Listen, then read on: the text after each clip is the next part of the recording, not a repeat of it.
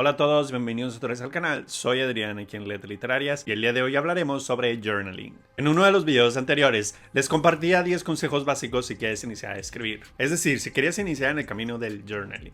Que el journaling es meramente una escritura terapéutica. Sin embargo, hay algunos proyectos que he disfrutado mucho más que otros, o hay algunos que están cumpliendo con un objetivo muy en particular.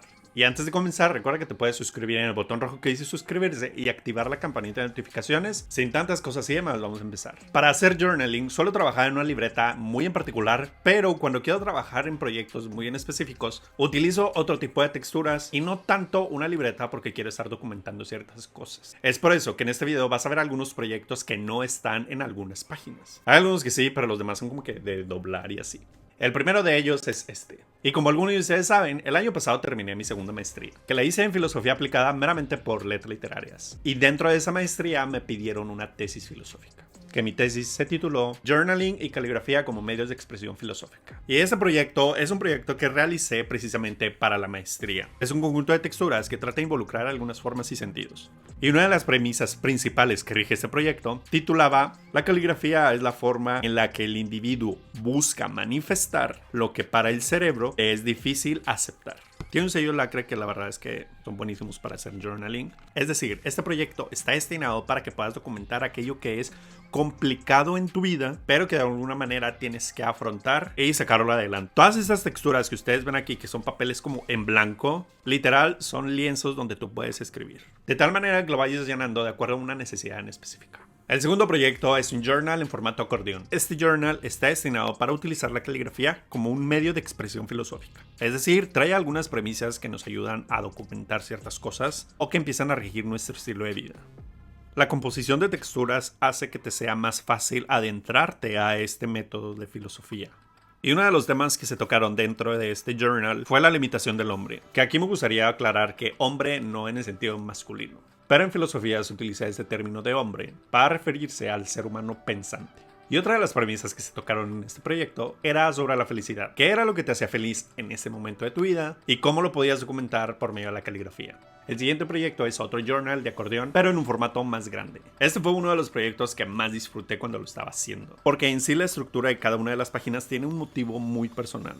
Donde en alguno de ellos escribimos sobre mi hermana que tiene parálisis cerebral. Que en un análisis personal, mi hermana es una persona que no habla, sí camina, pero entiende como que ciertas cosas.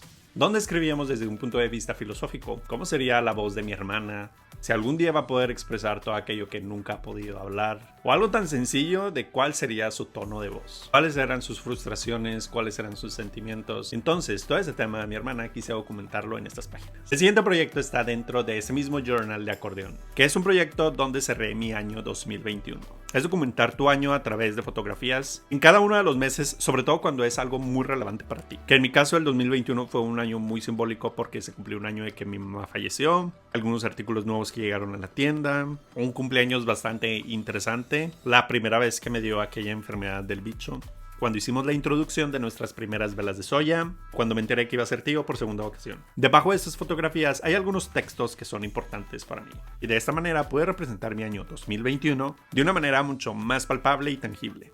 Y ya por último, una cápsula del tiempo, que está enfocada precisamente a la Navidad, porque el objetivo principal de este proyecto es que podamos documentar cómo estamos viviendo cada una de las Navidades. Yo lo hice con la intención de documentarlo durante los próximos 10 años. Y esta era la premisa principal de este proyecto. En serio. 10 de la mañana. Te hago una promesa. Viviré cada día de manera memorable y digna, para que cuando mires hacia atrás, esos 10 años que pasaron, sea un cúmulo de grandes recuerdos. Y esto porque cada una de las Navidades nosotros recibimos regalos. O bueno, no es como que obligatorio, pero por lo regular la gente te entrega algún detallito. Pero aquellos regalos que van dedicados, digas alguna tarjeta, dulce, etc., por lo regular esas tarjetas las dejamos como que en una caja, en una bolsa y se quedan en el olvido. Entonces, el objetivo de esta cápsula del tiempo navideña es que puedas documentar de una manera más física aquellas notas dedicatorias o tarjetas que te van regalando en Navidad. Porque hemos de confesar que hay regalos que son muy significativos para nosotros, porque llegan en cierta etapa de nuestra vida que es muy relevante. La idea de este proyecto es que cada Navidad le vayas agregando algo. Es decir, no tiene que quedar igual año tras año. La basura.